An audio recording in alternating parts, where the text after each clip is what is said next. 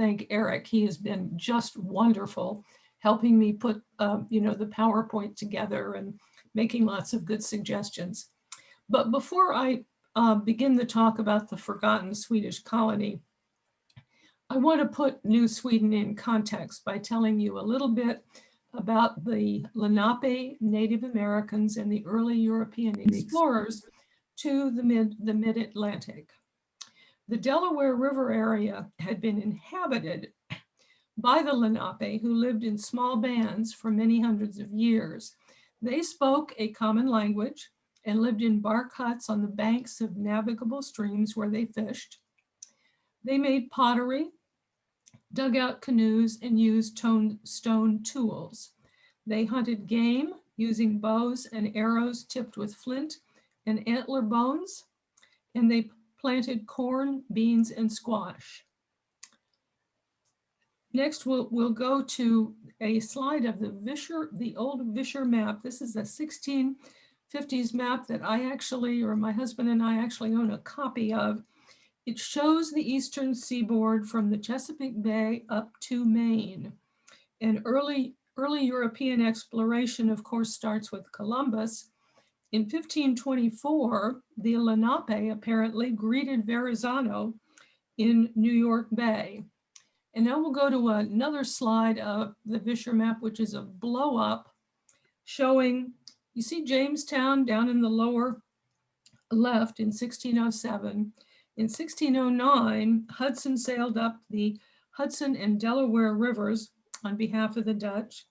Then, of course, we've got the Mayflower in 1620, followed in 1624 by the first Dutch colony in New Amsterdam. And down there in the lower right of the map, you'll see a skyline, a fascinating skyline of New Amsterdam, complete with a set of gallows. The Swedes established Fort Christina near present-day Wilmington, first arriving in March of 1638 on the ship the Kalmar Nickel. And of course, it wasn't until 1681 that William Penn arrived with the Quakers. So there's a lot that went on before that happened. And now we're going to show a short video that was prepared by the Kalmar Nickel Foundation about Peter Minuit and the beginnings of New Sweden. Well, after obtaining land from the Lenape and building Fort Christina, which was named for their queen, Peter Minuit left 25 soldiers at Fort Christina in June of 1630. Come aboard Kalmar Nickel.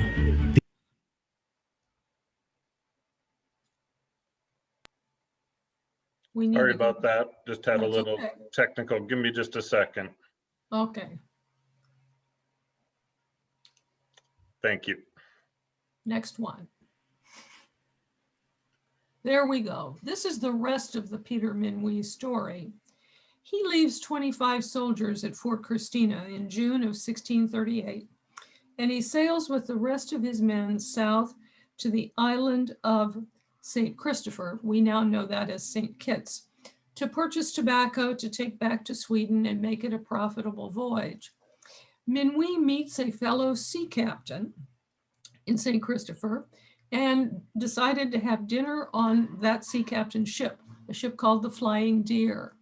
While having dinner, a hurricane came in, and the Deer with Minuit on it were swept out to sea, never to be seen again.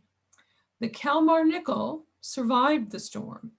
The ship's first mate waited 2 months, hoping that Minuit and the Flying Deer would limp back into port, but that never happened. So the Kalmar Nickel returned to Sweden and arrived in June of 1639. Minuit's untimely death dealt a big blow to the New Sweden Company's venture.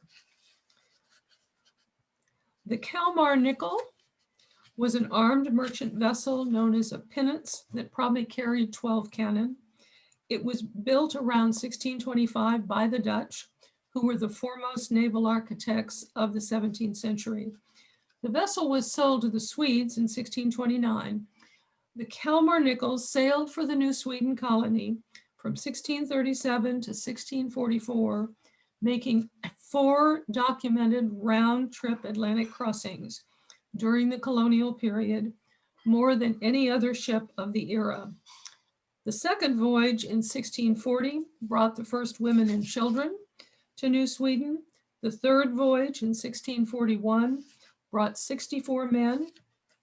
And the fourth voyage in 1643-44 brought additional colonists and supplies and trade goods. This full-size replica ship was launched in 1999. The deck is 97 feet long. The beam is 25 feet.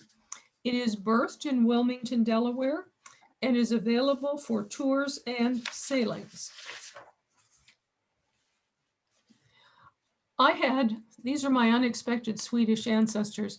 I had the benefit of some detailed research that had been done by a Johns Hopkins professor about my mother's family, the Whites, in 1910. He traced the White family from Monongalia County, Virginia in 1774 back to Stephen White, an immigrant transportee to Maryland in 1659. I became interested in learning more about some of the wives of my great-grandfathers. William White, my second great-grandfather's wife, was named Mary Darling. And the Darlings go back several generations in Delaware to the mid-1700s. William's father was Grafton White, and he married Margaret Denny in Maryland in 1781. Her father was Simon Denny, and although the Denny family has remained a mystery, I discovered that Margaret Denny's mother was Margaret Forwood. She was the daughter of William Forwood, and William Forwood had married Maria Stedman in 1716 at the Old Swedes Holy Trinity Church in Wilmington, Delaware. And Maria's grandfather was Timon Stidhum, the barber surgeon, who sailed on the first voyage of the Kalmar Nickel to New Sweden in 1638. And with that, I discovered the Stedham family, the website that they have, and I discovered the Swedish Colonial Society. This is Gothenburg. Gothenburg is the port city in southern Sweden, which was built by King Gustav Adolphus before 1621. And this is the city that the Kalmar Nickel sailed from in 1637. It's also where Timon Stidhum and his father, Lulaf Stidhum, lived. Lulaf, his father, was a master builder, a sheriff, an alderman, and a public prosecutor. Their surname, Stidhum, is not the typical patronymic. Patronymics meaning surnames like Peter's son, Anders' son, Ola's daughter. And this indicates a upper class background because the upper class in Sweden apparently took regular surnames much before most of the rest of the population. Timon Stidhum was born in Hammel, either in Denmark or in Sweden around 1610. After leaving New Sweden in July of 1638, Timon Stidhum returned to Gothenburg, Sweden. He sailed a second time to New Sweden in September of 1639, and he stayed for 5 years working as the barber surgeon for New Sweden, and he finally then returned to Gothenburg in 1645. We next will see the letter that has a sad story. That being in July of 1649, Timon Stidhum sails for New Sweden a third time on a ship called the Cat with his wife and children. The ship unfortunately ran into a reef near Puerto Rico in August. The 70 colonists were stranded on an island. The Spanish then proceeded to imprison many of the Swedes, including Stidham's wife and children, who died. Stidhum was one of only 19 people who ultimately made it back to Sweden in 1651. And this is the letter he wrote in 1651 to the Swedish Chancellor Oxenstierna after he returned from Puerto Rico, requesting financial assistance. His signature, I think, is very interesting and rather lovely. He had not been paid in 2.5 years, he explains, and he'd lost everything, including his wife and children. However, he was seemingly a very determined individual. More than 4 years later, on February 2, 1654, Timon Stidhum leaves again for New Sweden with his new wife on his last Atlantic crossing, arriving on May 22. He settled at Fort Trinity, which is now Newcastle, and after the Dutch took over in 1655, he moved to Christina, which is now Wilmington. When William Penn took over New Sweden in 1683, Stidhum and his 6 sons swore allegiance to the English. He died in 1686, survived by his 3rd wife and his 6 sons and 3 daughters by his 2nd wife. The family association, which is a lot of good information about not only the Stidhum family, but a lot of related families, is TimonStidhumSociety.org. And of course, I told you he was a barber surgeon. And these are his medical books. Barber surgeons, to the extent that we recognize that there was some medical care in the 17th century, did serve a 4 to 6 year apprenticeship before becoming qualified. And Stidhum used his medical knowledge to treat the Swedes and insisted that the colonists practice some good sanitary measures. He is believed to have learned the Lenape language. Timon Stidhum is known as the first physician of Delaware, and a great grandson of his, who somehow ended up with some of these medical books, donated them to the Delaware Historical Society. These are some of the New Sweden historic founders that have been added to the NSCDA Delaware list of Register of Ancestors. All of these women raised many children with 1 or more husbands and contributed in many unseen ways to the stability and prosperity of the New Sweden colony. Jean Soderlund, in her recent book, Lenape Country, Delaware Society Before William Penn, noted that, quote, men who immigrated with their wives were more likely to survive and stay in New Sweden than men who were single or had left their spouses in Europe. I'm going to go ahead and highlight a couple of these women. Gertrude Jacobson was accused of witchcraft in 1683 with another woman, Margaret Matson. Gertrude's husband, Kendrick Jacobson, who had arrived as a soldier in 1654, her husband and her son posted a bond, quote, for her good behavior. Now, this sounds to me, from my legal background, kind of like a plea bargain. The other woman who was accused of witchcraft, Margaret Matson, actually went to trial and was found not guilty. Ella Still was the 2nd wife of Hans Mansons and married him in 1654. He has an interesting story. He was a soldier who was sentenced in 1641 in Sweden to either hang for chopping down a fruit tree for hardwood or go to New Sweden. So he went to New Sweden with his first wife and children, and then he marries Ella Still. He also signed a petition in 1653 with about 20 other men complaining of Governor Prince's autocratic rule. And last, Britta Matsdotter. She was born in Vasa, Finland in 1624. Quite a few of the immigrants to New Sweden came from the Finland area of Sweden, she married Peter Gunnarsson Rambo. They came to New Sweden on the 2nd voyage of the Kalmar Nickel in 1640. Peter also signed the petition complaining about Prince's autocratic rule. And he served on the Council of New Sweden under the last governor of New Sweden, which was Governor Johan Rising.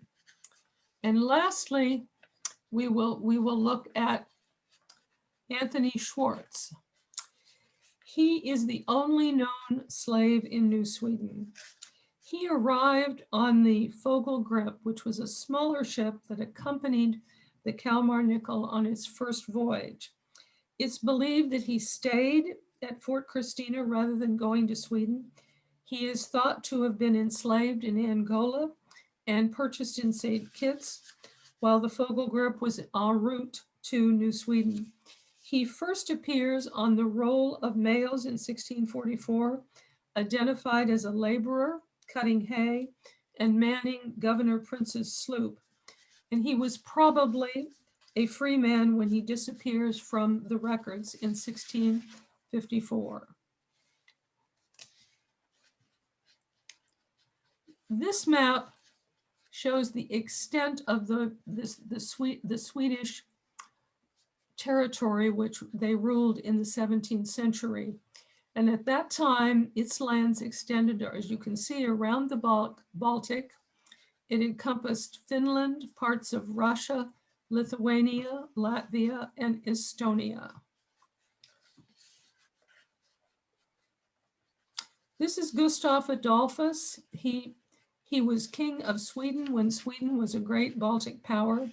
He made Sweden into a major European military power and laid the foundation for the modern Swedish state.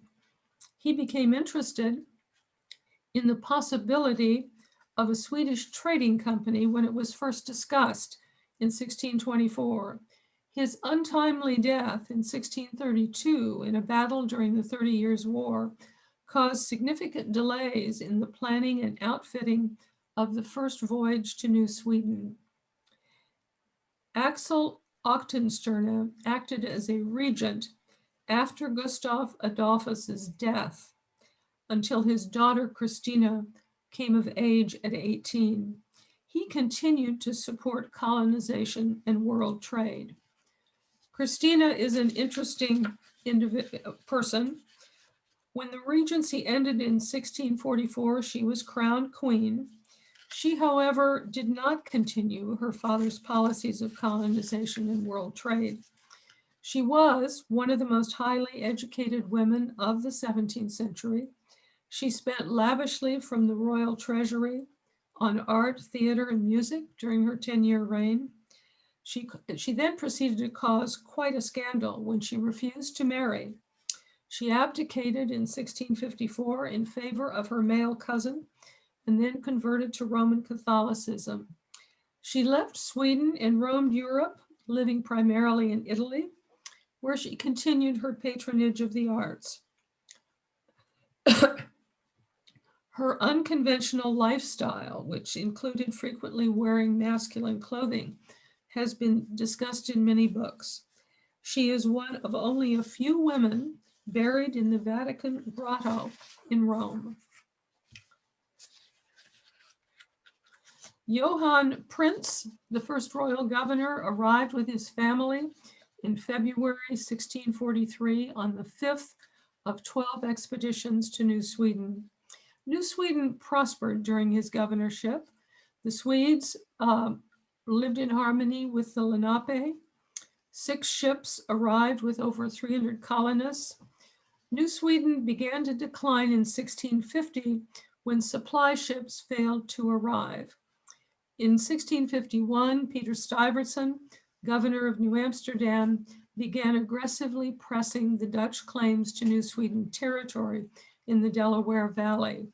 He erected a new fort at what is today's Newcastle to control trade on the Delaware River. In July 1653, 22 Swedes signed a petition protesting Prince's autocratic rule. Prince considered the petition a mutiny and ordered one of his soldiers shot by a firing squad.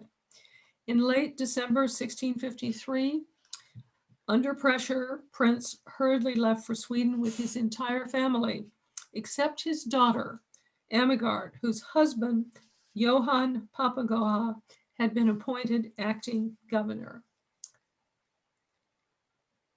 Amigard was then left in charge of her father's estates. Johann Rising, the last governor of New Sweden, arrived in May of 1654 on the 10th expedition with 250 colonists and supplies. He tried to diminish her influence with the colonists with little success and returned to New Sweden after surrendering the colony to the Dutch in September 1655. Johann Papagoha, her husband, returned to Sweden in 1661. Amagard remained until 1676, when litigation over the ownership of Prinshof, which was the name of her father's estate, was finally concluded in her favor, and she was able to sell it. She managed an inn, a tavern, and a distillery for many years. Some described her as overbearing and self-willed, but others noted her determination, intelligence, and strength. Peter Stuyvesant and his troops swept into Fort Christina and Fort Trinity in 1655 in overwhelming numbers. New Sweden surrendered without firing a shot. A last New Sweden expedition, mostly of Finns, arrived by mistake in Manhattan in the summer of 1656 after the Dutch had captured the New Sweden colony. The ship was ultimately allowed to sail up the Delaware River with its 105 colonists, supplies, and trade goods, and land at Amagard's Prinshof estate. The Dutch granted the Swedes, estimated at some 360 people, self-government north of the Christina River. The Swedes were, however, required to swear an oath of allegiance to the Dutch, but they were allowed to establish their own court. The Dutch also gave the Swedes land patents. The English took over New Netherland in 1664. The English 1671 census of the Swedes on the Delaware found that the area was overwhelmingly Swedish and Finnish, with 165 households. The English also allowed the Swedes and Finns to keep their lands, properties, and freedoms, but also required an oath of allegiance. Peter Craig, who I'm going to tell you about a little more later, a genealogist and historian, refers to these years, 1655 to 1681, in his census books, when the Swedes continued to have significant independence, as the years of the, quote, Swedish nation. And of course, following Peter Stuyvesant, we have William Penn. William Penn's large grant of land already had many Swedish, Finnish, Dutch, English settlers, in addition to the native Lenape. 23 ships arrived with Quaker settlers between 1681 and 1682, and the Quakers quickly overwhelmed the Swedish settlers, who were required to become naturalized. Swedes and Finns gave up land that became Philadelphia and Penn's Penbury estate in exchange for other lands further to the west. Had learned the Lenape language, assisted Penn during his negotiation with the Lenape to purchase land. When Maryland challenged Penn's claims along the Delaware River in 1684, 7 who were known as Peter Cox, Peter Rambo, and Hans Mansonson, who were on the Delaware Register of Ancestors, they gave depositions stating that the Swedish nation had possession by purchase and occupation since 1638. This boundary dispute between Pennsylvania and Maryland went on for many years. It went on until the Mason-Dixon line survey was completed.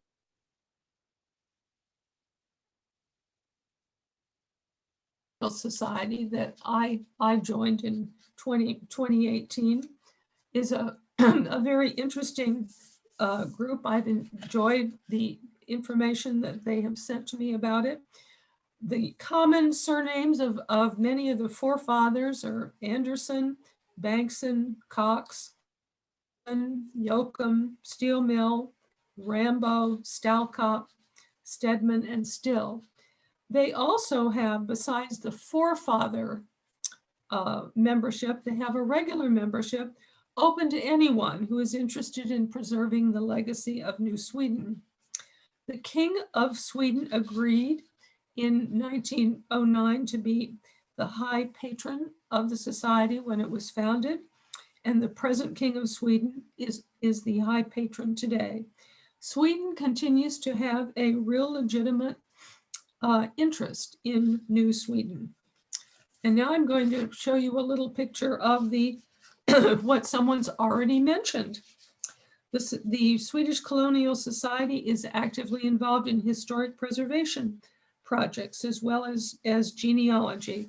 And this is the most recent project, a huge one, because they have been moving the Swedish colonial farmstead that had been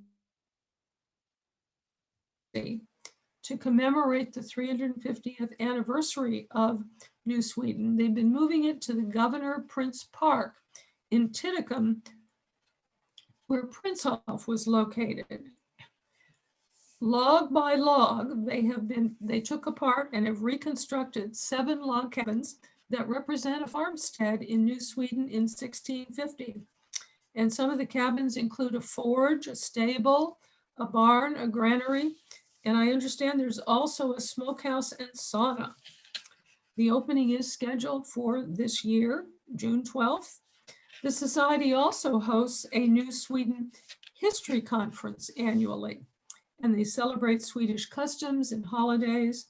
They publish scholarly articles about New Sweden. You should also know, if you're interested, that the Swedish National Archives in Stockholm has a substantial genealogy section and can be contacted to do research. And we'll now shift to Peter Stebbins Craig, who several of you from Delaware will recognize his picture. After a successful legal career of 30,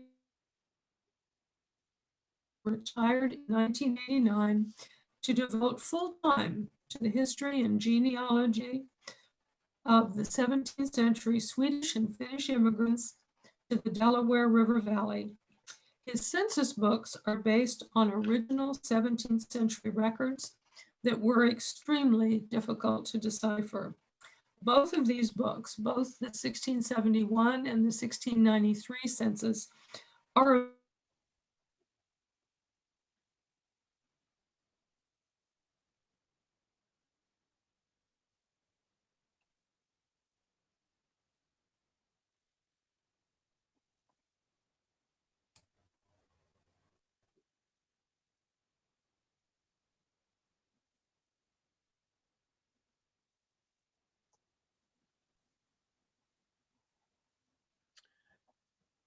Sounds like we lost Rebecca.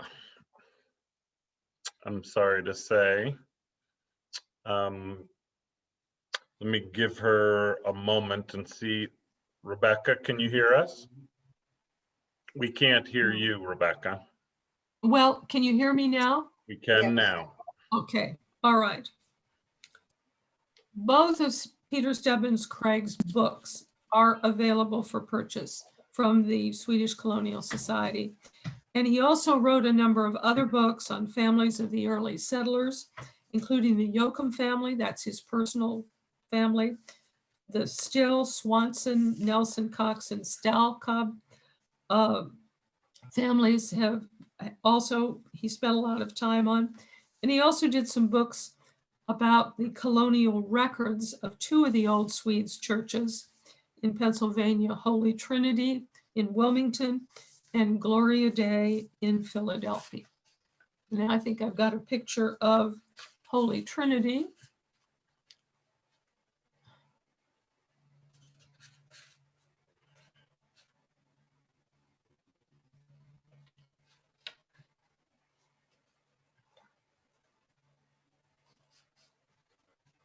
Can we go to the next one? Rebecca, we lost you. Can you repeat the information on this slide, on the old Swedes Oh, slide? Okay. Did you get any of it? Nope. Oh, well, did you get the Craig slide? Yes. Yes, okay. This is the next one. This is the Old Swedes Historic Site in Wilmington, Delaware. The Swedes took a census in 1693 to try to persuade the King of Sweden to send Lutheran, Swedish pastors, and Swedish religious books to the Swedes in the colony. Pastors and books had been sent from Sweden for the New Sweden colony, beginning with the first expedition that included colonists in 1640, and those had continued over the years. Sweden had always been interested in taking Christianity to the Lenape, but they chose not to pressure the Lenape, who took little interest in conversion. John Campaneris, the pastor who arrived in 1643, learned the Lenape language, and he prepared a translation of the Lutheran Catechism that included a translation of the Lord's Prayer. He translated our daily bread into, quote, much corn and venison. As a result of the census, the Swedish government did indeed send 3 pastors and books to New Sweden in 1697. Reverend Eric Bjork quickly became involved in replacing the Cranehook log church.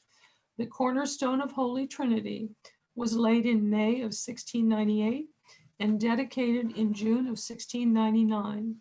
The Holy Trinity Church Cemetery contains many graves of forefather descendants.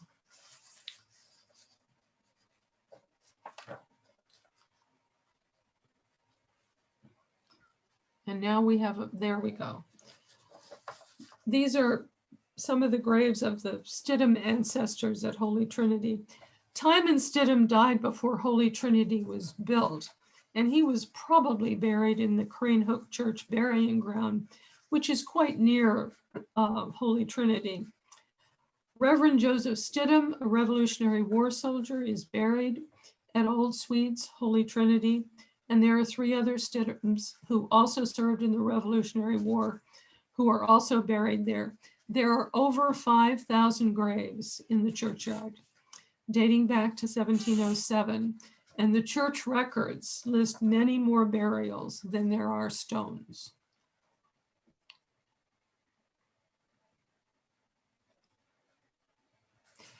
This is the Timon Stidhum House. He owned over 300 acres of land along Brandywine Creek, on which a large part of the city of Wilmington is now located. His house stood at about 14th and Poplar Street along the creek near his mill. The oldest part of the house was probably built around 1656. Part of the house had a stone foundation that was built with clay mortar.